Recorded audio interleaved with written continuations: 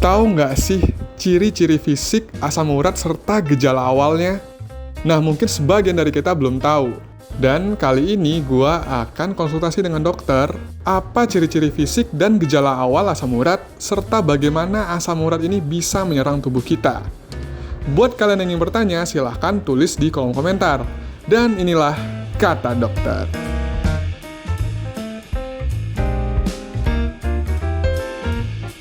Seringkali memang banyak orang bertanya itu. Jadi, dok, ini asam urat bukan ya? Atau malah kadang-kadang menganggap itu rematik. Nah, biasanya seseorang yang mengalami asam urat itu akan mengalami nyeri di tempat yang ada kumpulan-kumpulan kristal asam urat. Ya, yang paling mudah itu di ibu jari kaki ya, bukan tangan, ibu jari kaki. Mengapa demikian? Karena di ibu jari kaki itu adalah daerah yang dingin, terutama malam hari menjelang pagi hari. Nah, biasanya kristal asam urat itu akan menumpuk di ibu jari itu. Selain itu, biasanya di daerah telinga juga bisa kita kenali kalau memang kadar asam uratnya tinggi, itu udah terbentuk di istilahnya itu tofus biasanya, atau tumpukan kristal. Nah, itu. Jadi kayaknya ini yang bagus-bagus, ini apa nih, kok kayaknya hal yang bagus ya gitu. Tapi itu belum tentu bagus. Biasanya warnanya putih.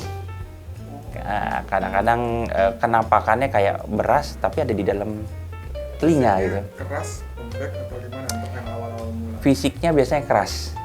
Biasanya kalau di daerah ibu jari dia akan besar dan merah banget. Nyeri. Yang utama itu nyeri biasanya.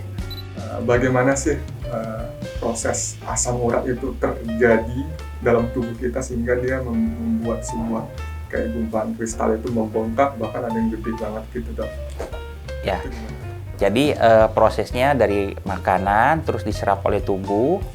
Ya, selain makanan sebetulnya ada obat-obatan yang merangsang pembentukan asam urat tinggi, atau malah seharusnya normalnya asam urat dibuang tapi ini disimpan di dalam tubuh.